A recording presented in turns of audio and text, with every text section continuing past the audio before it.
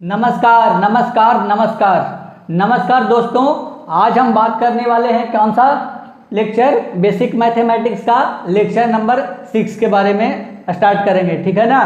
तो देखिए lecture number 6 को स्टार्ट करने वाले हैं। इससे पहले देखेंगे कि कौन सा टॉपिक हो चुका है। लेक्चर नंबर 1 से लेकर के लेक्चर 5 में ट्रिग्नोमेट्री हो चुका है, कोऑर्डिनेट ज्योमेट्री हो चुका है, लॉग और एंटी लॉग हो चुका है, AP GP binomial expression, quadratic equation, geometrical formula, componendo and dividendo, है ना, इतना हो चुका है, ठीक है ना, पिछले 5 लेक्चर में। आज हम लोग ग्राफ का कम से कम तो 1 लेक्चर करेंगे, 2 लेक्चर का ग्राफ होगा, जिसमें से आज का फर्स्ट लेक्चर होगा ग्राफ का, ठीक है ना।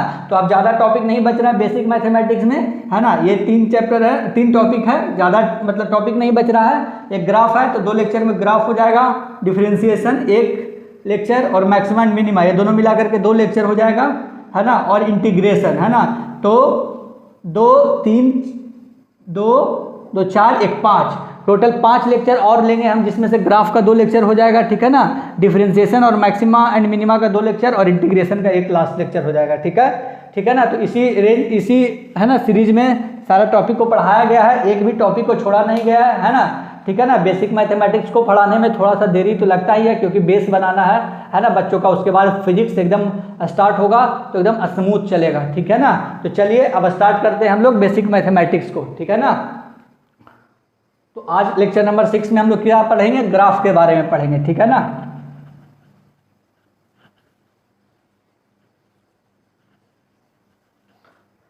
चलिए ग्राफ को स्टार्ट करते हैं हम लोग। ग्राफ को क्या करते हैं, स्टार्ट करते हैं, ठीक है। ग्राफ को स्टार्ट करने से पहले मैंने आपको एक चीज़ बताया था ट्रिग्नोमेट्री में, एंगल के बारे में। उसमें हमने आपको 37 डिग्री और 53 डिग्री का नहीं बताया था, जो कि ग्राफ में बहुत यूज होगा, है ना। तो उसको एक बार हम लोग डिस्कस कर लेते हैं, ठीक है। जैसे देखिए एक राइट एंगल ट्रायंगल है, ये थीटा को मान लेते हैं 37 डिग्री, ठीक है, और इसको मान लेते हैं 3, है ना, ये 5 और 4, ठीक है। इस तरीके से ही होता है, ठीक है ना, जब 37 डिग्री लिखते हैं तो, ठीक है। इसको कैसे निकालना है उसको देख लेते हैं, है ना। तो सबसे पहले बात करें हम लोग साइन का। बताइए साइन 37 डिग्री कितना होता है। साइन 37 डिग्री कितना होता है, P/H, है ना। साइन थीटा होता है पहले क्या है, P/H। तो P ये हो गया 3 और H हो गया 5, तो कितना आ जाएगा, साइन 37 का वैल्यू कितना आ जाएगा, 3/5, है ना। अब बात करते हैं कॉस 37 डिग्री का वैल्यू कितना हो जाएगा, B/H, है ना। कॉस कितना होता है, B/H, तो B कितना है 4 और H कितना है 5, तो कितना हो जाएगा 4/5, ठीक है ना। ये हो जाएगा कॉस का। तो साइन और कॉस का पता है, तो टैन का क्या आप निकाल लीजिएगा। टैन 37 डिग्री कितना हो जाएगा, P/B, है ना, या क्या हो जाएगा sine theta by cos theta हो जाता है, ठीक है। तो बताइए कितना हो जाएगा, साइन थीटा बाई अगर कॉस थीटा हो जाएगा तो कितना हो जाएगा, 3/5 बाई 4/5, है ना। तो 5 कैंसिल हो जाएगा, कितना बच जाएगा 3/4, है ना। तो आपको इसको ध्यान रखना है, साइन का वैल्यू क्या होता है जो, है ना। अब बात करते हैं 53 का। तो जो साइन का 37 का वैल्यू होता है ना, उसी का क्या होता है, कॉस 53 का वैल्यू होता है, ठीक है। साइन 37 का जो वैल्यू होता है वो कॉस 53 डिग्री का वैल्यू होता है, ये याद रखिएगा। और जो कॉस 37 का वैल्यू होता है वो साइन 53 का वैल्यू होता है ना। उल्टा हो जाता है, ये 37 का जो होता है वो 53 का बराबर होता है, ठीक है ना। याद करिए कैसे होता है, जैसे कि साइन 30 का जो वैल्यू होता है वो कॉस 60 का वैल्यू होता था, है ना। याद करिए कि कॉस 30 का जो वैल्यू होता था वो साइन 60 का वैल्यू होता था, और जो साइन 30 का वैल्यू होता था वो कॉस 60 का वैल्यू होता था, ठीक है ना। तो इसी के बारे में अभी और बात करेंगे, लेकिन इतना भी याद रखिएगा कि साइन जो 37 का वैल्यू है वो कॉस 53 का वैल्यू के बराबर होगा, ठीक है। जो साइन 37 का, तो साइन 37 का पता चल गया कि 3/5 है, मतलब कॉस 53 का भी वैल्यू क्या हो जाएगा 3/5 ही। कॉस 37 का पता है तो साइन 53 का भी पता चल जाएगा 4/5, ठीक है ना। तो tan 37 का निकल गया 3/4, तो बताइए tan 53 का कितना हो जाएगा, बताइए tan 53 का क्या हो जाएगा, बताइए 4/3 हो जाएगा। क्या हो जाएगा, देखिए एक बार tan 53 डिग्री, तो tan 53 डिग्री को निकालने के लिए क्या करेंगे, साइन 53 बाई कॉस 53 डिग्री हो जाएगा, ठीक है। अब बताइए साइन 53 किसके बराबर होता है, कॉस 37 के, तो कॉस 37 कितना हो जाएगा 4/5, और कॉस 53 कितना हो जाएगा साइन 37 का, तो साइन 37 कितना है 3/5 तो कितना हो जाएगा 4/3 है ना। तो इसको याद रखिएगा है ना। कुल मिलाकर के याद क्या रखना है आपको, sin 37 का क्या याद रखना है, sin 37 का है ना। sin 37 3/5 होता है ना। और उसके बाद सारा याद आ जाएगा आपको। जब sin 37 3/5 होता है तो cos 37 जो होगा वो क्या हो जाएगा, अपने आप 4/5 हो जाएगा, इतना याद रह जाएगा। और जब sin 37 याद हो गया तो cos 53 याद हो जाएगा, क्या हो जाएगा, उसी के बराबर होता है 3/5 के। बस इतना याद रखिएगा कि sin 37 जो है वो cos 53 डिग्री के बराबर होता है और cos 37 डिग्री जो होता है वो sin 53 डिग्री के बराबर होता है। और sin 37 का वैल्यू ऐसे निकाल लेते हैं ना, 37 का इस तरीके से निकाल लेते हैं, ठीक है। और अगर आपको नहीं याद रखने का मन है तो जैसे इस 37 डिग्री को यहाँ पर मान के 3, 4, 5 किए हैं, उसी तरीके से आपको क्या करना है, एक और ट्रायंगल बना करके यहाँ पर आपको 53 डिग्री मान लेना है और इसी तरीके से 3, 4 और 5 लिख देना है, ठीक है। बस आप कर लीजिए है ना। sin 53 डिग्री कितना हो जाएगा P/H। तो आपको बताया था कि इसके जो सामने होता है वो क्या होता है, परपेंडिकुलर, और इधर क्या हो जाएगा बेस, और इधर क्या हो जाएगा हाइपोटेनस। इसमें कौन सा हो जाएगा परपेंडिकुलर, ये, और ये क्या हो जाएगा इसका बेस, और ये क्या हो जाएगा इसका हाइपोटेनस, ठीक है ना। ये क्या हो जाएगा इसका बेस और ये क्या हो जाएगा इसका हाइपोटेनस, ठीक है। तो जब इसको 53 डिग्री बोल दिए, सब याद रखना सिर्फ ये है कि 53 डिग्री लेंगे तो यहाँ पर, और 37 डिग्री लेंगे तो यहाँ पे, और 3, 4, 5 इस तरीके से लिखना है, ठीक है ना।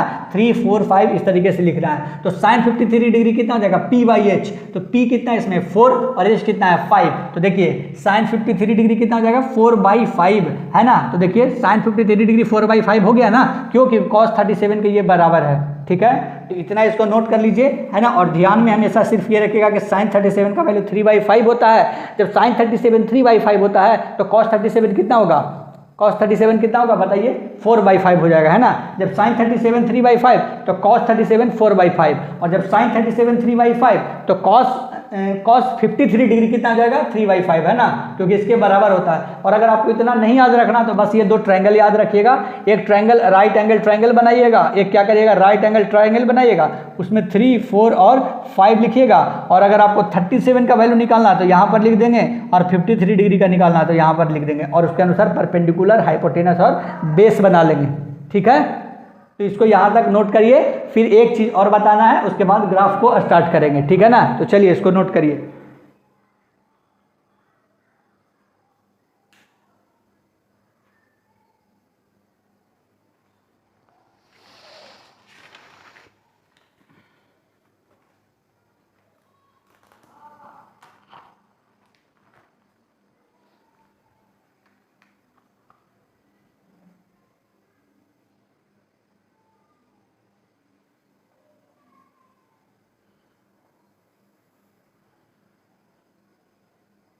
चलिए यहाँ तक हो गया है तो आगे बढ़ते हैं है ना।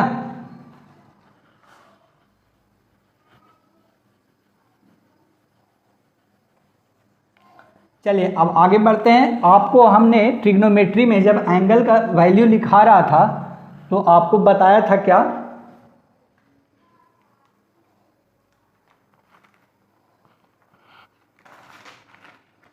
बताया था, देखिए यहाँ पे बताया था 0 degree, 30 degree, 45 degree, 60 degree, 90 degree है ना।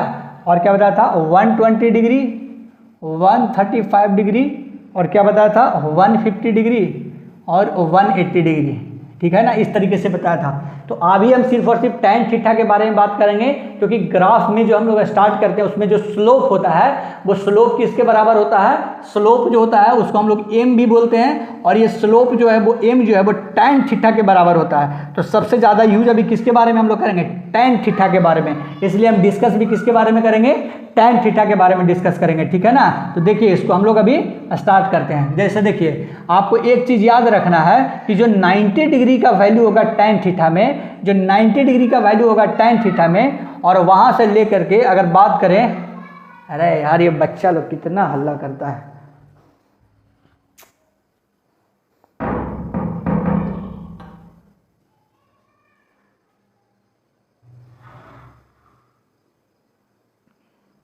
ठीक है ना।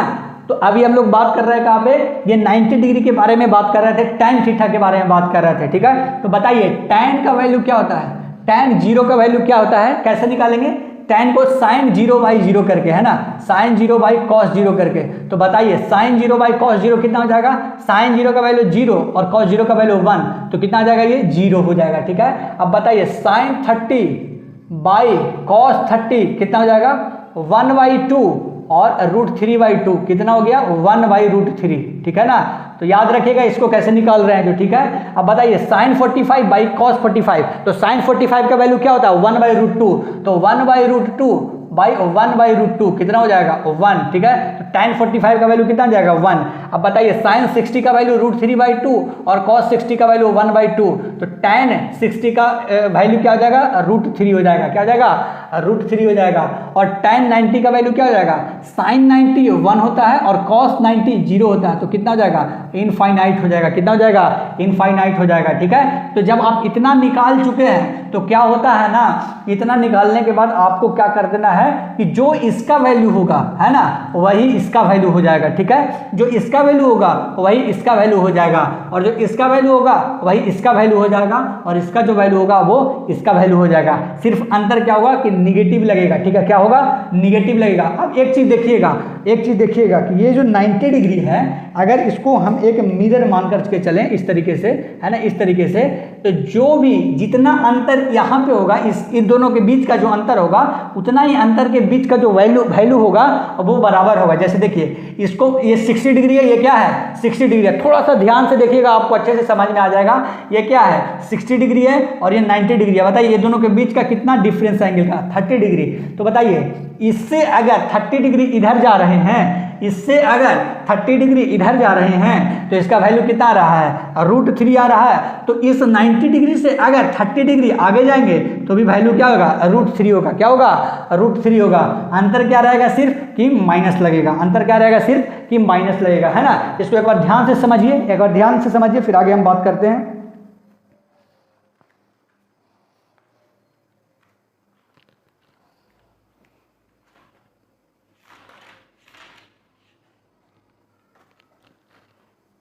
समझ में आया आपको, है ना। अब बताइए अगर हम बात करें यहाँ से 60 डिग्री की, 45 डिग्री बात करें, अगर 90 डिग्री से हम क्या आ रहे हैं, 45 डिग्री, 90 डिग्री से 45 डिग्री इधर आ रहे हैं, तो इसका वैल्यू 1 आ रहा है। इसका मतलब है कि इस 90 डिग्री से अगर 45 डिग्री इधर जाएंगे तो भी वैल्यू कितना रहेगा, 1। क्या रहेगा, सिर्फ और सिर्फ माइनस लगेगा। ठीक है ना। अगर यहाँ से हम अगर 90 डिग्री से अगर हम लोग कहाँ जा रहे हैं, 37 डिग्री इधर जा रहे हैं, 90 डिग्री से कितना जा रहे हैं, 37 डिग्री इधर जा रहे हैं, तो 90 डिग्री से 37 डिग्री इधर भी जाएंगे तो भी वैल्यू कितना होगा, उतना ही होगा। ठीक है ना, उतना ही होगा जो यहाँ पे होगा। ठीक है ना, अगर 37 डिग्री इधर जा रहे हैं और इधर भी 37 डिग्री इधर जा रहे हैं, तो दोनों का वैल्यू क्या होगा, दोनों का वैल्यू क्या होगा, सेम होगा। ठीक है ना, दोनों का वैल्यू क्या होगा, सेम होगा। ठीक है कि नहीं, इसको याद रखिएगा। ठीक है ना, इसको याद रखिएगा। अगर यहाँ से 53 डिग्री इधर जाएंगे, अगर यहाँ से 53 डिग्री इधर जाएंगे 90 से, तो 90 से 50 डिग्री इधर जाएंगे तो भी सेम होगा वैल्यू। अंतर क्या होगा कि इधर प्लस में होगा और इधर क्या हो जाएगा, माइनस में हो जाएगा। ठीक है ना, अगर 53 डिग्री 90 से इधर जा रहे हैं तो 90 से अगर इधर जाएंगे दोनों का वैल्यू क्या होगा, है ना, बराबर हो जाएगा। अब आप सोच रहे होंगे कि सर आप ये ऐसा क्यों बता रहे हो कि इधर जाएंगे तो भी सेम होगा और इधर जाएंगे तो सेम होगा, क्योंकि ज़्यादातर बच्चों को जो 0 से 90 का वैल्यू होता है वो याद होता है, लेकिन जैसे ही आ जाता है कि साइन 127, tan 127, tan 135, है ना, tan 120 डिग्री, तो बच्चा लोग क्या हो जाता है, थोड़ा कंफ्यूज हो जाता है या उसको मालूम नहीं होता है। इसलिए मैं बोलना चाह रहा हूँ आपको कि अगर आपको 45 का पता है तो मतलब 90 से हम कितना इधर आए 45 आने के लिए, तो 90 से 45 आने के लिए हम कितना इधर आ गए 45। तो हम 90 से अगर 45 आगे जाएंगे, मतलब 90 प्लस 45 करेंगे तो 135 आएगा। तो 90 से जब 45 जाएंगे तो उसका वैल्यू, और 90 से 45 अगर पीछे जाएंगे तो उसका वैल्यू जो 45 है, तो 45 और 135 ये दोनों का वैल्यू क्या होगा, इक्वल होगा। सिर्फ और सिर्फ अंतर क्या होगा कि ये प्लस में होगा और ये क्या होगा, माइनस में होगा। ऐसा क्यों हो रहा है कि tan 135 जो है, tan 135 है वो सेकेंड क्वाड्रेंट में आ रहा है। tan 135 है जो सेकेंड क्वाड्रेंट में आ रहा है, सेकेंड क्वाड्रेंट में आ रहा है, क्योंकि 0 से 90 होता है फर्स्ट क्वाड्रेंट और 90 से 180 डिग्री होता है सेकेंड क्वाड्रेंट। तो जो सेकेंड क्वाड्रेंट होता है उसमें सिर्फ और सिर्फ साइन और कॉसिक पॉजिटिव होता है, बाकी tan और कॉट और कॉस और सेक सब क्या होता है, निगेटिव होता है। तो बताइए tan 135 की अगर वैल्यू लिखेंगे तो क्या होगा, निगेटिव होगा या पॉजिटिव होगा, निगेटिव होगा। क्यों, क्योंकि सेकेंड क्वाड्रेंट में अगर साइन और कॉसिक के अलावा जितना भी ट्रिग्नोमेट्रिक फंक्शन है वो सबका सब क्या होगा, निगेटिव होगा, ठीक है ना,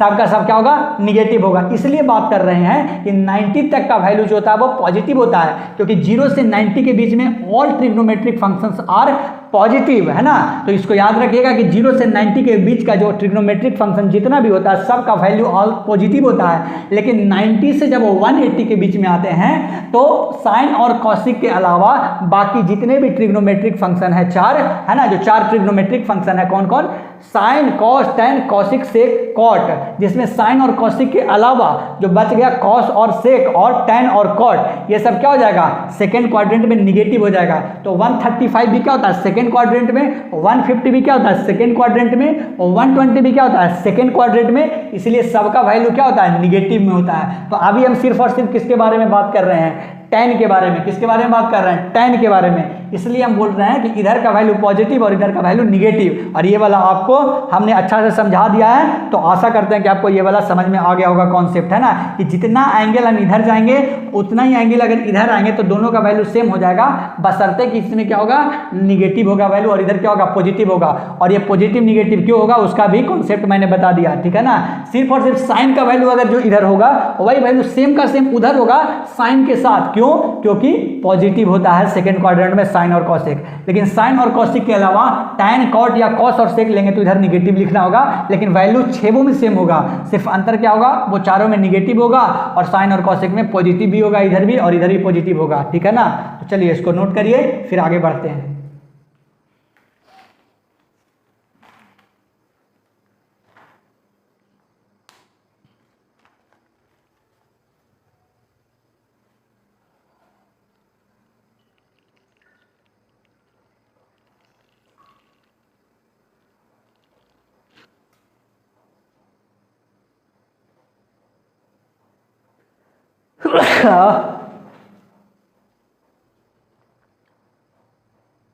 चलिए इसको मिटा रहे हैं, फिर आगे बढ़ते हैं।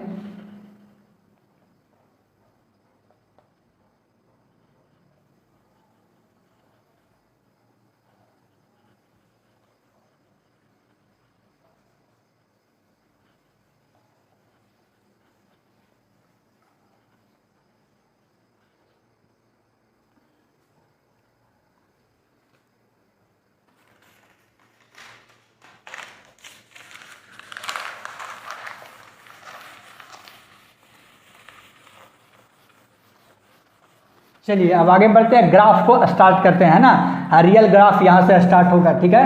आपको ग्राफ को स्टार्ट करने से पहले एंगल एक बार फिर से रिवाइज करवा देते हैं ताकि आपको कोई दिक्कत ना हो, क्योंकि एंगल अगर याद नहीं रहेगा, क्योंकि स्लोप जो होता है वो tan थीटा के बारे में इक्वल होता है ना। इसको 10 बार बोल लेते हैं अभी, ठीक है ना, कि जो स्लोप होता है वो tan थीटा के बराबर होता है, जो स्लोप होता है वो tan थीटा के बराबर होता है, जो स्लोप होता है वो tan थीटा के बराबर होता है, जो स्लोप होता है वो tan थीटा के बराबर होता है, ठीक है ना। इसको 10 बार बोलिए, है ना। जिस तरीके से आप लोग है ना मंत्रों का जाप करते हैं उसी तरीके से याद करना है कि slope is equal to the tan theta, slope is equal to the tan theta, है ना। स्लोप जो होता है वो tan थीटा के बराबर होता है, इस तरीके से, ठीक है ना, आपको याद रखना है। चलिए ग्राफ को स्टार्ट करते हैं, है ना, ग्राफ को स्टार्ट करते हैं। बताइए साइन 37 का अगर वैल्यू याद रहेगा तो क्या कॉस 53 का वैल्यू याद हो जाएगा, है ना। और अगर कॉस 37 का वैल्यू याद होगा तो बताइए साइन 53 का वैल्यू याद हो जाएगा, है ना। और tan आप निकाल लीजिएगा साइन बाई कॉस करके, है ना, साइन बाई कॉस करके, ठीक है। मैंने आपको बताया था कि साइन 37 का सिर्फ वैल्यू याद रखिएगा, कितना होता है 3/5। तो जब ये 3/5 होता है तो 3 ही तो होता था राइट एंगल में, 3, 4 और 5। तो जब ये 3/5 होता है तो ये क्या हो जाएगा 4/5 होता है। बस साइन 37 का वैल्यू याद रखिएगा, हो जाएगा, ठीक है। और एक चीज़ और याद रखिएगा, है ना, नहीं तो उसको आगे बताते हैं, ठीक है ना। चलिए अब ग्राफ को स्टार्ट करते हैं, ठीक है। जैसे देखिए एक होता है क्या चीज़, ये बाई कोऑर्डिनेट, और ये क्या होता है एक्स कोऑर्डिनेट, क्या रहता है एक्स कोऑर्डिनेट, है ना। और इसको क्या बोलते हैं बाई कोऑर्डिनेट, ठीक है। इसको क्या बोलते हैं बाई कोऑर्डिनेट, ठीक है। ये x होता है और ये माइनस एक्स होता है और ये बाई होता है तो क्या होता है माइनस बाई, और इसको क्या मान करके चल रहे हैं, जीरो ऑरिजिन मान के चल रहे हैं, ठीक है, ये जीरो मान के चल रहा है, ठीक है। तो इधर जाएगा तो +1 +2 +3 और इधर आ जाएगा तो -1 -2 -3 है ना। इधर बाई में क्या हो जाएगा, पॉजिटिव बाई हो जाएगा +1 +2 +3 और इधर निगेटिव बाई हो जाएगा -1 -2 -3, ठीक है ना। और इधर x में +1 +2 और इधर माइनस एक्स में क्या हो जाएगा -1 -2 -3, ठीक है ना। तो आपको ये सब तो पता होगा ही कि -10 बड़ा होता है या 8 बड़ा होता है, तो पता ना आपको कि निगेटिव में जो वैल्यू होता है वो क्या होता है, छोटा होता है और पॉजिटिव वाला जो बड़ा होता है ना। ये सब तो बच्चों का खेल है, 6 से लेकर के 10 तक आपने ये सब पढ़ाई होगा कि -140 बड़ा होगा कि -120 बड़ा होगा, ठीक है ना। तो निगेटिव में जो छोटा होता है वही बड़ा होता है ना, याद रखिएगा। लेकिन पॉजिटिव में क्या होता है कि ये पॉजिटिव है, ये भी पॉजिटिव है, तो जो बड़ा होगा वो बड़ा होगा पॉजिटिव में, है ना। और पॉजिटिव को बिना पॉजिटिव साइन लिखे हुए भी डिनोट करते हैं। तो बताइए 140 बड़ा है कि 120 बड़ा है, बताइए 140 बड़ा है कि 120, तो 140 बड़ा है। लेकिन अगर क्वेश्चन आ जाएगा कि -140 बड़ा है कि -120 बड़ा है तो क्या हो जाएगा, है ना, क्या हो जाएगा -120 बड़ा हो जाएगा, ठीक है ना, क्योंकि निगेटिव में जो छोटा होता है वही बड़ा होता है, इसको याद रखिएगा, ठीक है। तो इसको तो आपको याद क्या रखना पता ही होगा आपको इसको, है ना। इस तरीके से इसको अब बताइए, अब बताना आपको कि ये क्या है, +1 है, इधर +2 है, इधर क्या है +3 है, इधर क्या हो जाएगा +4 हो जाएगा, इधर +1 +2 +3 +4, ठीक है ना। इस तरीके से अब बताइए आपको कि एक अगर हम आपको टेबल दे रहे हैं, एक आपको क्या कर रहे हैं, एक टेबल दे रहे हैं, इधर क्या लिख रहे हैं हम आपको x और इधर क्या लिख रहे हैं y, है ना। तो आपको कुछ वैल्यू दे रहे हैं, आपको बताना है इसको ग्राफ में किस तरीके से हम डिनोट करते हैं उसके बारे में बात करना है, ठीक है। तो मान लिया हम x का वैल्यू 1 दे रहे हैं तो इधर 2 हो जाएगा, ठीक है। इधर 2 दे रहे हैं तो 3 हो जाएगा और इधर 3 तो 4 मान करके चलिए, ठीक है। कोई एक इक्वेशन दिया हुआ है, कोई क्या दिया हुआ है, इक्वेशन दिया हुआ है, उस इक्वेशन को अगर x रख रहे हैं उस इक्वेशन में, ठीक है ना। ऐसे y बराबर कुछ 3x + 4 करके दिया हुआ है, ठीक है ना। तो x बराबर अगर यहाँ पे कुछ दिया हुआ है इसी तरीके से इक्वेशन दिया हुआ है, y बराबर 3x + 4 या कुछ और दिया हुआ है, लेकिन इक्वेशन इसी फॉर्म में लिखना है, ठीक है। क्योंकि इक्वेशन लिखने का जो स्ट्रेट लाइन का फॉर्म होता है क्या होता है, y = mx + c होता है, क्या होता है mx + c 3 होता है, या तो y = mx या y = mx + c या y = mx - c, जहाँ की c क्या है, इंटरसेप्ट होता है, ठीक है ना। इसके बारे में डिटेल में अभी बात करेंगे, लेकिन अभी फिलहाल इस ग्राफ को डिनोट करना समझ रहे हैं, ठीक है ना। इस ग्राफ को डिनोट करने के लिए समझ रहे हैं। तो बताइए x में क्या है, 1 है, क्या प्लस में है या माइनस में, प्लस में है, तो +1 कहाँ है, यहाँ पे है ना, +1 क्या है, यहाँ पे है, ठीक है। और बताइए y जब x का वैल्यू 1 ले रहा है तो y का वैल्यू क्या आ रहा है, 2 आ रहा है, मतलब कि 1 के सामने और इधर 2 के सामने यहाँ पे होगा, ठीक है ना। तो ये क्या हो जाएगा इसका, है ना, इसका क्या हो जाएगा 1 और 2, पता नहीं इधर वाले को x बोलते हैं और इधर वाले को y बोलते हैं, तो 1 और 2 डिनोट हो गया कि नहीं। ग्राफ में इसको कैसे प्लॉट करते हैं उसके बारे में बात कर रहे हैं। जब x का वैल्यू 2 ले रहे हैं तो y का वैल्यू क्या आ रहा है 3, मतलब कुछ यहाँ पर होगा, तो कितना हो जाएगा ये 2 और 3 हो जाएगा, ठीक है। अब बताइए x का वैल्यू 3 ले रहे हैं, x का वैल्यू क्या ले रहा है 3, तो y का वैल्यू क्या आ रहा है 4, तो क्या आ रहा है 3 और 4 हो जाएगा। तो इस तरीके से क्या करता है, ग्राफ को हम लोग डिनोट करते हैं, ठीक है ना। इस तरीके से हम लोग क्या करते हैं, ग्राफ को क्या करते हैं, डिनोट करते हैं, ठीक है ना। इस तरीके से हम लोग ग्राफ को क्या करते हैं, प्लॉट करते हैं, ठीक है कि नहीं। तो इसको ध्यान में रखिएगा, है ना, इस तरीके से प्लॉट करना है। तो चलिए इसको नोट करिए, फिर और हम ग्राफ के बारे में बात करेंगे।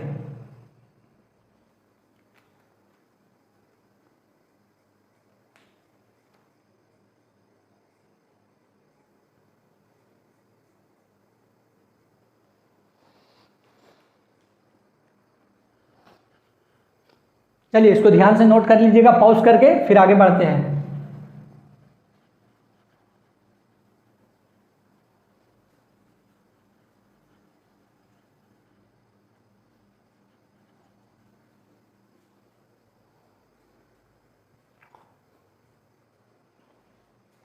चलिए अब ये क्वेश्चन आपको दे रहे हैं 2-3 क्वेश्चन, उसको आपको बनाना है, ठीक है ना। क्वेश्चन क्या है देखिएगा ध्यान से।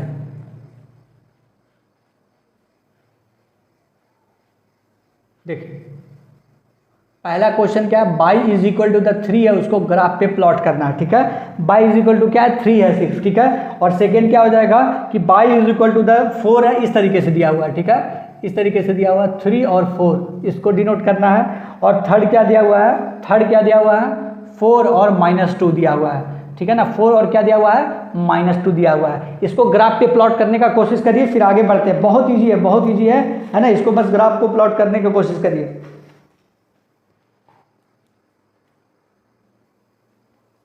है ना। चलिए देखिए एक ग्राफ बनाते हैं, इधर x रहता है आपको पता है, इधर क्या रहता है y रहता है। x के बारे में बात किया नहीं है, सिर्फ y के बारे में बात किया है। y बराबर 3 को प्लॉट करना है, तो y is equal to the +3 है कि -3 है, +3 है। इस तरीके से y is equal to the 3 denote हो गया। बहुत ईजी है, ठीक है ना। y इज इक्वल टू क्या हो गया, 3 डिनोट हो गया, ठीक है। अब इसको देखिए 3 और 4 बोल रहा है, दोनों क्या पॉजिटिव है, तो इधर x होता है, इधर y होता है। 1 2 और 3, 1 2 3 और इधर 4। बताइए 3 यहाँ से एक लाइन खींच देंगे, 4 यहाँ से कहाँ पे मिला, यहाँ पे, ये क्या हो गया 3 और 4 का ग्राफ हो गया। एकदम सिंपल है, ठीक है। 4 और -2 है। बताइए इधर वाले को क्या बोलते हैं x और इधर वाले को क्या बोलते हैं y। तो x में क्या है पॉजिटिव, तो 1 2 3 4, ठीक है, 1 2 3 4 और y का क्या -2, तो किधर हो जाएगा -1 और क्या हो जाएगा -2। तो बताइए 4 है तो 4 से एक लाइन खींच देंगे और -2 है तो -2 से एक लाइन खींच देंगे और यहाँ पर पॉइंट जहाँ पे दोनों इंटरसेक्ट कर रहा है ना, उसको प्लॉट कर देंगे कि क्या है वो 4 और -2 है। देखिए कितना सिंपल था, है ना, कितना सिंपल था। झूठ मत बोलिएगा, झूठ मत बोलिएगा, है कि नहीं सिंपल, है ना। इसको मत बोलिएगा सर समझ में नहीं आया, है ना। बहुत सिंपल है, इस तरीके से कुछ भी दे देगा आपको प्लॉट करने के लिए, आपको प्लॉट हो जाएगा, ठीक है ना, है ना। इस तरीके से दे दे 4 है -8 है, आप प्लॉट कर लीजिएगा, 6 है -2 है, प्लॉट कर लीजिएगा, 3 है -3 है, -6 है, प्लॉट कर लीजिएगा। बस याद रखिएगा कि इधर वाला जो होता है उसको x मानते हैं, इधर वाले को क्या मानते हैं, y एक्सिस मानते हैं। इधर वाले को x, इधर वाले को y, शुरू वाले को x, इधर वाले को y, है ना। इसी तरीके से और भी ले लीजिए, -4 और -6, -10 और -12, है ना, -10 और +10, है ना। इस तरीके से आपको बना लेना है, ठीक है ना। इसको बनाना चाहते तो बना लीजिएगा, नहीं बनाना चाहते तो लिख लीजिए एग्जाम्पल के तौर पर कि इस तरीके से ग्राफ को प्लॉट कर सकते हैं। क्वेश्चन में आएगा तो कैसे करेंगे, ग्राफ में ऐसा तरीके से क्वेश्चन रहेगा, है ना। क्लास 11th में रह सकता है अगर क्वेश्चन आया तो, है ना, कि ड्रा द प्लॉट या प्लॉट द ग्राफ, ग्राफ को प्लॉट करना है, ठीक है ना। ठीक है, क्या करना है, ग्राफ को प्लॉट करना है आपको, है ना। ग्राफ पे इसको प्लॉट करना है, ये दिया हुआ है जिसको, तो आप कर सकते हैं। एक ग्राफ पेपर लीजिएगा, उस पर 2 लाइन खींचेगा, इधर x इधर y, और उसके बाद फिर 4 और -8, 6 और -2 कर दीजिएगा। x में 6 है तो 6 पाई खींच देंगे, 1 यूनिट 2 यूनिट 3 यूनिट ऐसे करके, फिर इधर -2 और दोनों को लाइन खींच दीजिएगा और जहाँ पे इंटरसेक्ट कर रहा होगा वहीं पर लिख दीजिएगा, ठीक है। इसको नोट करिए, आगे बढ़ते हैं।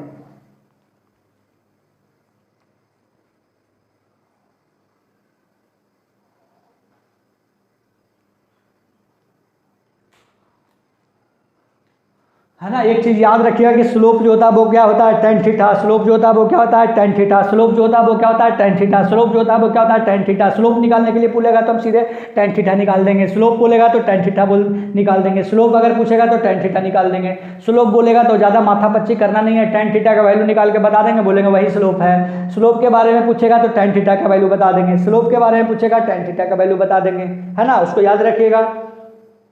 चलिए आगे बढ़ते हैं हम।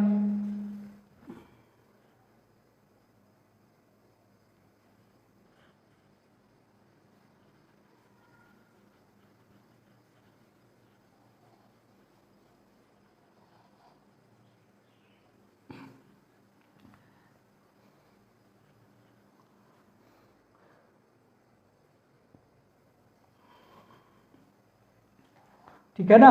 चलिए आगे बढ़ते हैं। लेक्चर को थोड़ा सा क्या हो जाता है कि लंबा हो जाता है, लेकिन आप कॉन्सेप्ट को समझ करके जा रहे हैं, ये बहुत बड़ी बात है ना। हर कॉन्सेप्ट को समझ करके जाइए ताकि क्वेश्चन को फोड़ करके आइए, है ना।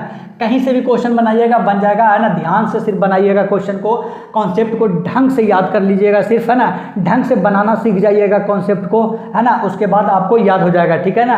ज़्यादातर जो नीट में जो जितना भी कॉन्सेप्ट होता है वो ज़्यादा आपको ये नहीं पूछेगा कि कैसे डिराइव हुआ, है ना। डिराइव में से कोई, है ना, कोई इक्वेशन को निकाल करके उससे पूछ लिया, नहीं, है ना। डायरेक्ट फॉर्मूला वाइज क्वेश्चन ज़्यादा होता है। और ऐसा बोलिए कि अगर थोड़ा सा भी कॉन्सेप्ट अगर थोड़ा सा डीप में जा करके पता है तो आपसे क्वेश्चन बन जाएगा, ये उसका फुल गारंटी है, ठीक है ना। तो बस आपको थोड़ा सा डीप में जा करके कॉन्सेप्ट को देख लेना है और ज़्यादातर फोकस जो आपको फॉर्मूला पे रखना है ना, कि कॉन्सेप्ट निकल करके क्या रहा है ना, आउटपुट क्या रहा है, रिजल्ट क्या रहा है डायरेक्ट में, है ना, लास्ट में, उसको याद रखना है ज़्यादातर। और थोड़ा थोड़ा कॉन्सेप्ट को समझ लेना है, थोड़ा थोड़ा डीप में जा करके कॉन्सेप्ट को समझ लेना है, ठीक है ना। तो चलिए आपको बताया था कि इसको क्या ये कोऑर्डिनेट ज्योमेट्री में लेक्चर नंबर 2 में हम बता चुके हैं, लेकिन इसको फिर से बता रहे हैं, ठीक है ना, कि कैसे डिस्टेंस निकालना था और कैसे इसको स्लोप को निकालना था। स्लोप के बारे में और डिस्टेंस के बारे में हम आपको लेक्चर नंबर 2 में डिटेल में बात कर चुके हैं, लेकिन इसको फिर से बता रहे हैं क्योंकि इसको कॉन्सेप्ट को अगले कॉन्सेप्ट से लिंक, अगले कॉन्सेप्ट को बताने के लिए इस कॉन्सेप्ट से लिंक करना बहुत ही जरूरी है, ठीक है ना। तो बताइए, ये मान लिया क्या है, x2 है और ये क्या है, मान लिया x1 है, ठीक है। और ये क्या है, y1 है और ये क्या है, बाई 2 है, ठीक है ना। तो अब बताइए ये क्या हो जाएगा यहाँ पे इस तरीके से, ठीक है ना, क्या हो जाएगा यहाँ पे एक लाइन जाएगा ऐसे, एक लाइन जाएगा ऐसे, ठीक है, और इसको क्या हो जाएगा यहाँ पे एक लाइन जाएगा ऐसे और एक लाइन जाएगा ऐसे, ठीक है ना। तो ये और ये इस तरीके से होता था, बताइए होता था, याद करिए। इसको क्या बोलते थे x1 और y1, और इसको क्या बोलते थे x2 और y2, है ना, इस तरीके से, ठीक है ना। अगर बोलेगा x2 y2 को प्लॉट करिए तो यहाँ पे कर देंगे, और x1 y1 को प्लॉट करने बोल देगा तो ये आप पूछ देगा कि ये दोनों के बीच का डिस्टेंस कितना है, क्या है डिस्टेंस कितना है ना। तो बताइए, याद करिए, झूठ मत बोलिएगा, झूठ मत बोलिएगा। क्या फॉर्मूला बताया था, बताइए x2 माइनस x1 का whole square plus y2 minus y1 का होल स्क्वायर। बताया था कि नहीं बताया था, बताया था कि नहीं बताया था, बताइए। और जो स्लोप होता है वो क्या होता है tan थीटा के बराबर होता है, और ये जो x एक्सिस है ये क्या है x एक्सिस है। x एक्सिस से एंगल हमेशा लेते थे, याद करिए, बताया था कि जो एंगल लेते हैं वो क्या लेते हैं x एक्सिस से, पॉजिटिव x एक्सिस से लेते हैं, पॉजिटिव x एक्सिस से, पॉजिटिव x एक्सिस से। जो एंगल लेते हैं वो कहाँ से लेते हैं, जो थीटा होता है वो क्या होता है angle from positive x axis. ये ऐसा एंगल होता है जो हम लोग क्या करते हैं पॉजिटिव x एक्सिस से लेते हैं, है ना। तो बताइए जो स्लोप अगर निकालने बोल दिया, जो स्लोप निकालने बोल दिया तो स्लोप जो था वो m के बराबर होता है, और जो स्लोप निकालने बोलेगा तो हम लोग स्लोप नहीं निकालेंगे, क्या करेंगे tan थीटा का वैल्यू निकाल देंगे। बताइए tan थीटा क्या होता है p/b, क्या होता है p/b, तो क्या हो जाएगा ये कितना आ जाता है बताइए by2 माइनस by1, क्या हो जाएगा ये by2 माइनस by1 हो जाएगा, कौन सा ये वाला डिस्टेंस, ये वाला डिस्टेंस। और ये क्या हो जाएगा, ये क्या हो जाएगा x2 माइनस x1, क्या हो जाएगा x2 माइनस x1। तो p/b ये क्या है, थीटा के सामने वाला को क्या बोलते हैं p और इसको क्या बोलते हैं b। तो tan थीटा जो p/b होता है वो क्या हो जाएगा by2 minus by1 by x2 minus x1, जिसको कि डेल्टा बाई भी बोल सकते हैं और इसको क्या बोल सकते हैं डेल्टा x भी बोल सकते हैं, है ना। इसको हम ज़्यादा नहीं बताएंगे क्योंकि पहले ही हम लेक्चर 2 में अच्छा से डिटेल में बात कर चुके हैं। सिर्फ और सिर्फ यहाँ पे हम बता दिए कि कैसे tan थीटा को निकालना है, स्लोप को, और b को कैसे निकालना है, ठीक है ना। एक बार के लिए बता दिए हैं, आगे बढ़ेंगे अब हम। चलिए आप स्लोप निकालना सीखते हैं, क्या सीखते हैं कि स्लोप को कैसे निकाला जाता है उसके बारे में बात करते हैं, ठीक है ना। चलिए इसको नोट आप करना चाहते हैं तो कर लीजिए, लेकिन पहले भी हम इसको बता चुके हैं, ठीक है ना। लेकिन अगर कर लेंगे तो अच्छा होगा आपके लिए। चलिए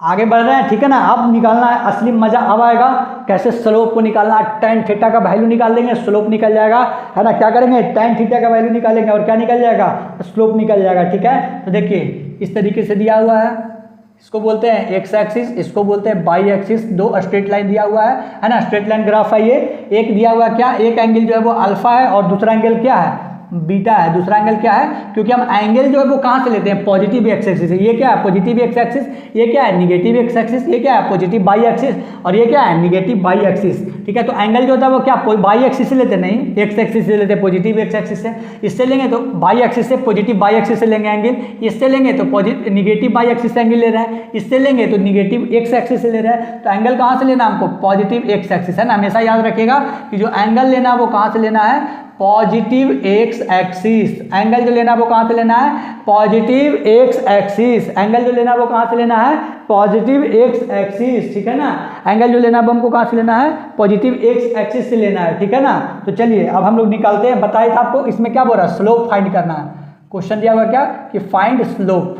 तो बताइए स्लोप निकालने के लिए हम क्या निकालेंगे tan थीटा का वैल्यू, स्लोप को ही क्या बोलते हैं m बोलते हैं। तो स्लोप निकालने के लिए tan थीटा निकालेंगे। बताइए tan थीटा जो है वो क्या होता है, आपको पता है कि 0 से 90 डिग्री तक जो tan थीटा का वैल्यू होता है वो क्या होता है बढ़ते जाता है। ये 0 होता है और ये इन्फिनिटिव होता है, ठीक है। और 90 के से 180 जो होता है वो क्या होता है 90 से जो 180 होता है वो क्या होता है निगेटिव होते जाता है ना, निगेटिव वैल्यू होते जाता है और लास्ट में फिर 0 होते जाता है, ठीक है। अब बताइए निगेटिव में क्या होता है, ये बड़ा होता है तो क्या होगा ये छोटा से बड़ा होते जाएगा, ठीक है ना। तो निगेटिव में होगा वो निगेटिव से 0 जाएंगे तो इधर निगेटिव होता जाता है और इधर क्या होता है पॉजिटिव होता जाता है। तो ये बढ़ते जाता है, ये क्या होता है इंक्रीज करते जाता है मैग्नीट्यूड में, increase in magnitude, increase in magnitude, क्योंकि 0 से ये इन्फिनिटिव हो रहा है। और ये क्या हो जाएगा डिक्रीज इन मैग्नीट्यूड, है ना। मैग्नीट्यूड में क्या हो रहा है ये घटता जाएगा, ठीक है ना। क्या होगा घटता जाएगा, मतलब कि जितना इधर होगा एंगल वो बड़ा होगा। देखिए क्योंकि निगेटिव से 0 में आ रहा है और निगेटिव के क्या होता है ये निगेटिव है, निगेटिव सबसे ज़्यादा यहाँ पे होगा तो ये सबसे छोटा होगा और ये वाला क्या होगा 0 जो होगा वो क्या होगा बड़ा होगा, ठीक है ना। इस तरीके से इसको याद रखिएगा, ठीक है ना। फिलहाल अभी बात कर रहे हैं कहाँ से, 0 से 90 के बीच में, ठीक है। तो इसको स्लोप निकालने का कोशिश करिए आप, फिर आगे बढ़ते हैं।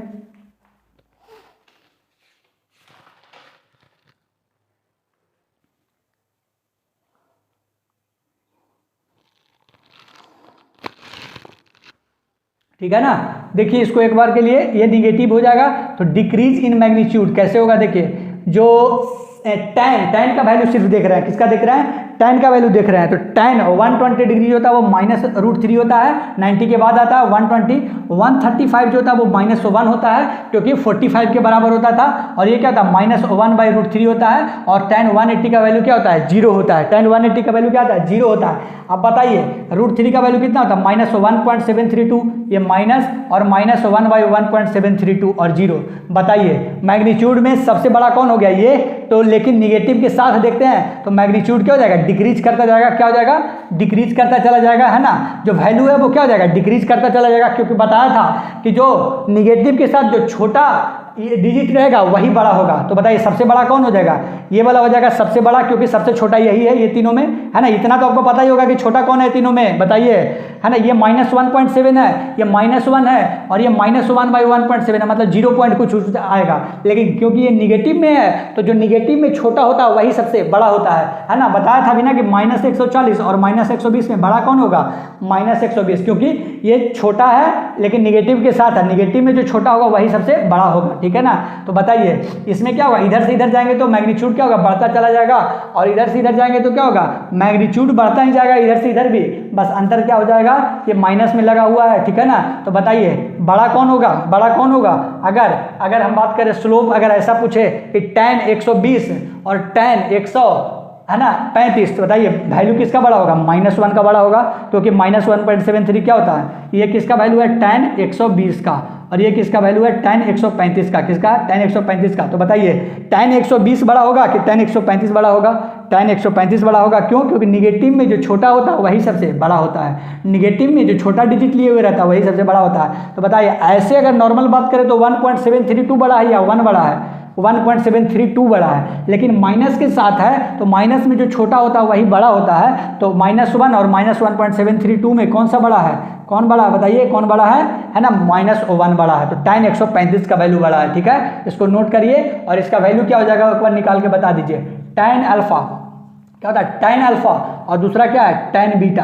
तो बताइए tan अल्फा बड़ा होगा कि tan बीटा बड़ा होगा, है ना। इसको मान के चल रहे हैं m1, इसको क्या मान के चल रहे हैं, tan अल्फा को, है ना, m1, और इसको मान करके चल रहे हैं m2। तो बताइए m1 बड़ा होगा कि m2 बड़ा होगा, क्या बताया था, ये अगर मान के चलिए यहाँ पे 0 डिग्री है, ये आगे गया तो कुछ हो गया, फिर ये कुछ हो गया, तो मतलब क्या हो रहा है, 0 से 90 के बीच में बढ़ रहा है। तो बताइए मैग्नीट्यूड में बढ़ रहा है तो स्लोप भी क्या होगा, बढ़ेगा, स्लोप भी क्या होगा, बढ़ेगा। अगर tan थीटा का वैल्यू क्या हो रहा है, बढ़ रहा है, tan थीटा का वैल्यू क्या हो रहा है, बढ़ रहा है, tan थीटा का वैल्यू क्या हो रहा है, बढ़ रहा है, और इधर भी tan थीटा का वैल्यू क्या हो रहा है, बढ़ रहा है, ठीक है ना, क्योंकि 0 के नज़दीक जा रहा है, ठीक है ना। देखिए जैसे tan 120 और 135 में कौन बड़ा है, ये, फिर tan 135 और tan, है ना, एक 150 होता है, वो दोनों में कौन बड़ा होगा, tan 150 बड़ा होगा, कौन होगा, 150 बड़ा होगा, ठीक है कि नहीं। तो अब बताइए इसमें क्या है, tan 30 या tan 60 में कौन बड़ा होगा, tan 30 या tan 60 में tan 60 बड़ा होगा, क्योंकि 0 से 90 तो क्या होता है, पॉजिटिवली बढ़ते जाता है, क्या होता है, पॉजिटिवली बढ़ जाता है, और tan 90 से 180 क्या होता है, निगेटिवली बढ़ जाता है ना। क्या होता है, निगेटिव में सबसे कम यहाँ पे होता है और सबसे ज़्यादा कहाँ पे होता है, tan 180 आते आते ज़्यादा हो जाता है, ठीक है ना। तो ये याद रखिएगा कि यहाँ से यहाँ क्या हो रहा है, बढ़ रहा है, यहाँ से यहाँ क्या हो रहा है, बढ़ रहा है, ठीक है कि नहीं। तो बताइए m1 बड़ा है या m2 बड़ा है, m1 m2 में कौन सा बड़ा है, m2 बड़ा है, कौन बड़ा है, m2 बड़ा है। m1 ग्रेटर देन m2 बड़ा नहीं, m2 क्या हो जाएगा, m2 बड़ा हो जाएगा m1 से, क्यों, क्योंकि tan बीटा क्या है, ज़्यादा है, क्योंकि tan बीटा जो है वो क्या है, tan अल्फा से बड़ा है, ठीक है ना। कोई कंफ्यूजन की बात इसमें नहीं है। 0 से 90 याद रखिए, एक बार ध्यान से सुन लीजिए, 0 से 90 है ना, बताया था ना जी वैल्यू, कैसे भूल जाते हो तुम लोग, हमको पता नहीं चलता कुछ। tan थीटा का वैल्यू या 0, 30 degree, 60 degree, 90 degree, 120 degree, 135 degree, 150 degree और 180 डिग्री, है ना। पता ही नहीं चल रहा तुमको कि tan 0 का वैल्यू 0 होता है, और tan 30 का वैल्यू क्या बताया था, बताओ, tan 30 का वैल्यू sin 30 1/2 और cos 30 √3/2 1/√3, और ये क्या हो जाएगा, यहाँ पे एक 45 ऐड कर लो, 45 का वैल्यू 1 और 60 डिग्री का वैल्यू √3, और यहाँ पे इनफाइनाइट हो जाता है। और tan 120 का भी वैल्यू कितना होता है, √3 होता है, ये 1 होता है, और ये 1/√3 होता है, और ये 0 होता है। अंतर क्या होता है, ये माइनस में। अब बताओ, है ना, बेशरम की तरह सिर्फ देख रहे हो और बोल रहे हो, कन्फ्यूज हो रहे हैं, ठीक है ना। देखो ये 0 है, 1/√3 है, ये 1 है, √3 है, इन्फिनिटिव है, तो बताओ इधर से इधर वैल्यू जाएगा तो क्या होगा, बढ़ेगा। तो तुमको देखने में नहीं लग रहा कि अल्फा और बीटा में एंगल किसका बड़ा है ना, tan बीटा का बड़ा है, और 90 से तो छोटा ही है। तो बताइए 0 से 90 के बीच में क्या होता है, जैसे जैसे आगे बढ़ते जाते हैं एंगल बड़ा होते जाता है। तो बताइए अगर मान लीजिए ये अल्फा होगा, है ना, अगर 30 डिग्री को अल्फा मान रहा है तो बीटा क्या होगा, 30 से ज़्यादा होगा तो 45 होगा। तो 1/√3 और 1 में कौन बड़ा है, tan बीटा, है ना, इसको बीटा 45 को माने तो बीटा बड़ा है। तो जब बीटा बड़ा हो गया अल्फा से तो m2 भी क्या हो जाएगा, बड़ा हो जाएगा m1 से। m2 क्या हो जाएगा, m1 से बड़ा हो जाएगा, क्योंकि स्लोप इधर से इधर जाता है तो बढ़ते जाता है। अभी देखिए 90 से और 180 के बीच में देखिए, बताइए ये बड़ा है कि ये बड़ा है कि ये बड़ा है ना, निगेटिव के साथ देखेंगे तो ये वाला बड़ा है, कौन है, ये वाला बड़ा है। तो जैसे जैसे इधर जाते जाएंगे स्लोप बढ़ता जाएगा और यहाँ पर स्लोप मैक्सिमम हो जाएगा। और इधर 90 से 180 की बात कर रहे हैं, 90 से 180 की बात कर रहे हैं, ठीक है। और 0 से 90 में तो जैसे जैसे आगे जाते जाएंगे बढ़ता जाएगा, और इसमें भी क्या हो जाएगा, 90 से 180 में जैसे जैसे आगे जाते जाएंगे स्लोप बढ़ता जाएगा, क्योंकि निगेटिव यहाँ पे लगा हुआ है ना। इसको नोट करिए, आगे बढ़ते हैं। ये वो बताने में गधा की तरह भौंकवा देते हो तुम लोग।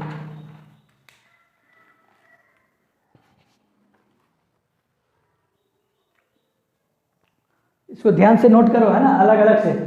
पहले इस क्वेश्चन को उतारना, है ना, इसको इधर करके, है ना, इस तरीके से इसको कर लेना, उसके बाद इसके आंसर को उतारना और नीचे फिर ये वाला उतारना।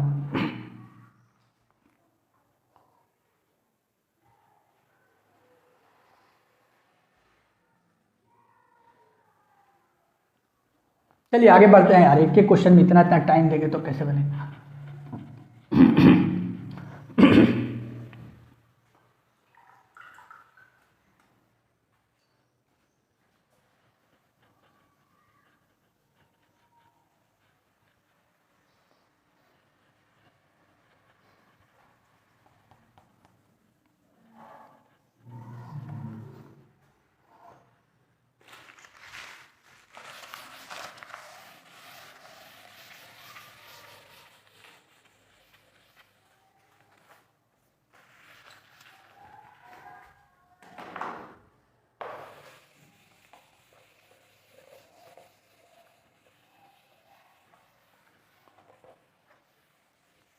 चलिए आगे बढ़ते हैं। नेक्स्ट क्वेश्चन देखो, एक क्वेश्चन दिया हुआ है, देखो नॉर्मल सा क्वेश्चन है। एक एक्स वाई एक्सिस और एक एक्स एक्सिस दिया हुआ है, यहाँ से एक लाइन खींचा हुआ है, लाइन है पी और क्यू, इसका स्लोप बताना है ना। स्लोप बताओ इसका क्या होगा, जो स्लोप क्या हो जाएगा, एक्स एक्सिस से कितना बना रहा है एंगल, उसी को स्लोप बोलते हैं। tan थीटा का वैल्यू निकालना है, पहले तो थीटा का वैल्यू निकालेंगे, एक्स एक्सिस से कितना बना रहा है, और उसको क्या बोलेंगे, tan थीटा फिर निकालेंगे, और tan थीटा से फिर स्लोप निकल जाएगा, ठीक है ना।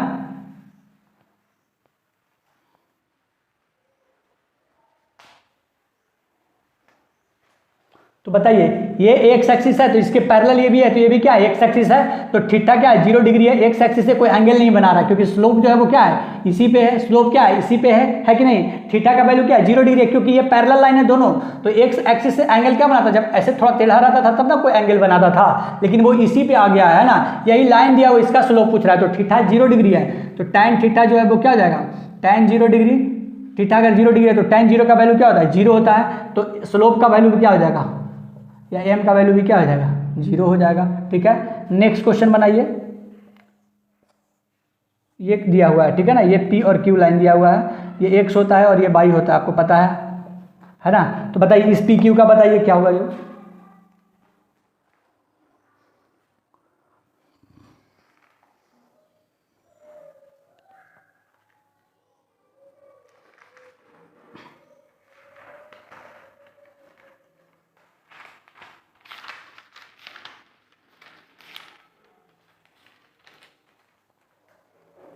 चलिए इस पी क्यू का क्या हो जाएगा बताइए। इस x axis positive x axis से थीटा कितना बना रहा है 90 डिग्री, तो tan 90 का वैल्यू क्या हो जाता है, इनफाइनाइट हो जाता है। तो स्लोप भी क्या हो जाएगा इसका, इनफाइनाइट हो जाएगा। हो गया, कुछ भी नहीं करना इसमें। चलिए एक क्वेश्चन और दे रहे हैं, उसको बना करके दिखाइए। इस तरीके से एक स्ट्रेट लाइन दिया हुआ है, इस पर क्या क्या हुआ है, एक स्ट्रेट लाइन दिया हुआ है, ठीक है ना। ये स्ट्रेट लाइन दिया हुआ है, तो ये दिया हुआ है अल्फा, ये दिया हुआ है बीटा, ये दिया हुआ है क्या, गामा, है ना। अल्फा बीटा और गामा दिया हुआ। बताइए स्लोप क्या होगा, इसको मान लिए m1, इसको M2 और M3 बताइए, M1 M2 M3 में कौन सा बड़ा है बताइए,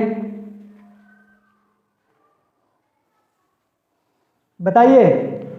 तो देखिए ये भी सेम हो जाएगा, तीनों का सेम। देखिए ये पैरेलल है, पैरेलल है, पैरेलल है, पैरेलल है, तीनों क्या है, पैरेलल है। देखिए एकदम ध्यान से, तो अल्फा बीटा और गामा जो होता है वो क्या है, एंगल जो है वो बराबर हो जाएगा, ठीक है ना, क्या हो जाएगा, बराबर हो जाएगा, है ना। ऐसा आपने बनाया होगा 10th में कि इसी पे अगर 3 4 जितना करना है कर लो, लेकिन सबका सब एंगल क्या होगा, बराबर हो जाएगा। तो जो स्लोप है ना, M1 M2 और M3 क्या हो जाएगा, बराबर हो जाएगा।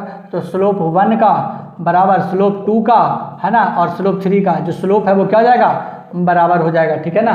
चलिए एक क्वेश्चन और ले लीजिए।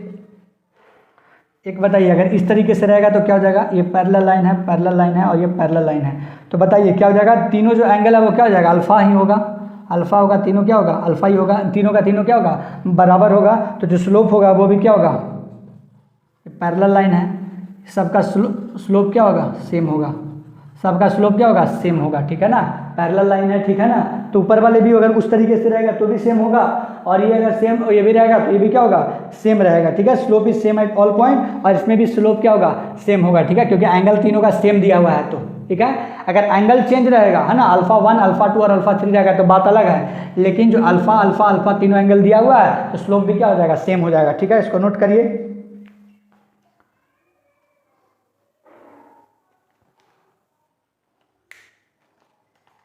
अब आपको बताना है कि स्लोप पॉजिटिव है कि निगेटिव है, उसके बारे में बात करना है, ठीक है।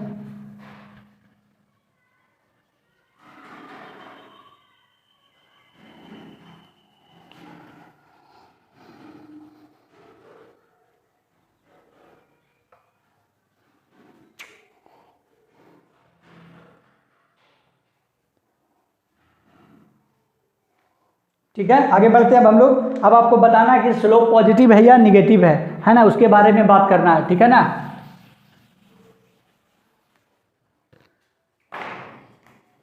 बताइए स्लोप पॉजिटिव है कि निगेटिव है, ठीक है। ये सीट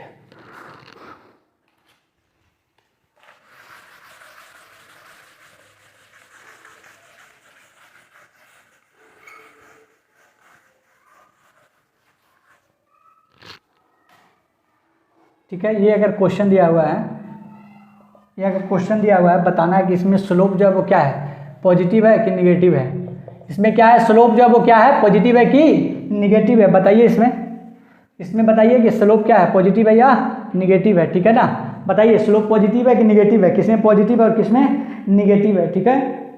तो बताइए इसमें क्या है, एक्स एक्सिस से एंगल देखते हैं, एक्स एक्सिस से एंगल देखते हैं, तो बताइए इसमें जो थीटा है वो ग्रेटर देन 90 डिग्री है, तो tan थीटा का वैल्यू क्या रहा है, निगेटिव, और स्लोप जो होता है वो क्या होता है, tan थीटा के बराबर होता है। तो बताइए स्लोप भी क्या होगा, निगेटिव।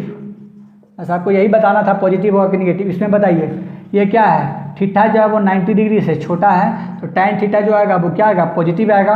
पता है आपको कि 0 से 90 के बीच में tan थीटा का वैल्यू पॉजिटिव होता है, और tan थीटा का वैल्यू 90 से लेकर के 180 के बीच का जो एंगल होता है वो निगेटिव होता है। तो ये tan थीटा पॉजिटिव हो जाएगा, तो जो स्लोप होता है वो किसके बराबर होता है, tan थीटा के बराबर होता है, तो जो स्लोप है वो क्या हो जाएगा, पॉजिटिव हो जाएगा। चलिए इसको नोट करिए, फिर आगे बढ़ते हैं, ठीक है। एक और क्वेश्चन देखिए, इस तरीके से रहेगा तो क्या होगा, इस तरीके से स्लोप जो है वो क्या है, 90 से छोटा है, तो स्लोप जो हो जाएगा वो tan थीटा के बराबर होता है, और जो tan थीटा होता है यहाँ पर 90 से छोटा है, इसका मतलब है कि पॉजिटिव होगा, क्या होगा, पॉजिटिव होगा। तो बताइए स्लोप जो हो जाएगा वो क्या हो जाएगा, पॉजिटिव हो जाएगा, क्या हो जाएगा, पॉजिटिव हो जाएगा, ठीक है ना। लीजिए एक मन कर रहा है आपको एक और बनाने का, तो लीजिए अगर इस तरीके से हो जाएगा तो क्या हो जाएगा, 90 डिग्री से क्या है, बड़ा है, थीटा जो है वो क्या है, 90 डिग्री से बड़ा है, मतलब स्लोप जो है वो क्या होगा, क्योंकि tan थीटा का वैल्यू क्या हो जाएगा, निगेटिव, tan थीटा का वैल्यू क्या हो जाएगा, निगेटिव, तो जो स्लोप होगा वो क्या हो जाएगा, निगेटिव, क्या हो जाएगा, निगेटिव हो जाएगा, ठीक है ना। इसको नोट करिए, फिर आगे बढ़ते हैं। स्लोप का वैल्यू क्या हो जाएगा, निगेटिव हो जाएगा, ठीक है।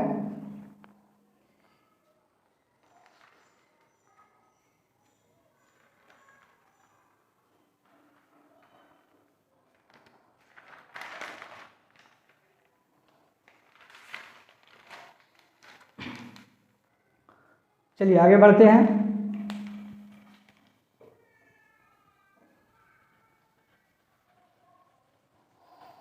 आप लोग ढंग से पढ़ाई करते रहिए, ठीक है ना। अब लेक्चर जो है वो कंटिन्यूअस आते रहेगा, है ना, थोड़ा सा दिक्कत चल रहा है ना, इसलिए थोड़ा देर से आ रहा है फिजिक्स का जो लेक्चर है वो, है ना। अब टाइम बाई टाइम आता रहेगा, है ना। डेली हम कोशिश कर रहे हैं, डेली एक वीडियो डालने का कोशिश कर रहे हैं, ठीक है कि नहीं। फिर भी कम पड़ रहा है, ठीक है ना, लेकिन अब कोशिश करेंगे कि डेली कम से कम तो 2 लेक्चर डाल ही दें, है ना। कोशिश ये रहेगा कि 2 लेक्चर कम से कम तो क्या करें, रिकॉर्ड करके डाल दें, है ना, ताकि फिर जल्दी जल्दी आए हम लोग वेक्टर, यूनिट एंड डायमेंशन पे आए, काइनेमेटिक्स पे आए, फिर मोशन इन अ प्लेन पे आए, है ना। चलिए आगे बढ़ते हैं दोस्तों। अभी जैसे ही हम बेसिक मैथमेटिक्स का लेक्चर नंबर 6 को रिकॉर्ड कर रहे थे, उसी समय लाइट चला गया है, ठीक है ना। तो इस लेक्चर को यहीं पे एंड कर रहे हैं, ठीक है। और जैसे ही लेक्चर नंबर 7 को हम लोग रिकॉर्ड करेंगे, है ना, तो उसमें यहाँ से कंटिन्यू कर देंगे, ठीक है। और अगले लेक्चर में ग्राफ को ख़त्म कर देंगे, ठीक है। आपको इतना परेशानी हुआ इसके लिए आई एम सॉरी, है ना, मुझे माफ़ कर दीजिएगा, ठीक है। और अगले लेक्चर से हम लोग यहीं से स्टार्ट करेंगे, ठीक है ना। यहीं से क्वेश्चन को स्टार्ट करेंगे, ठीक है। जहाँ से मैंने छोड़ा है उस क्वेश्चन से स्टार्ट करेंगे और ग्राफ को एंड करेंगे, फिर और आगे लेक्चर में जाएंगे, ठीक है ना। तो इस लेक्चर को ध्यान से देख लीजिएगा और समझ लीजिएगा। मिलते हैं अगले लेक्चर में, तब तक के लिए बाय, थैंक यू।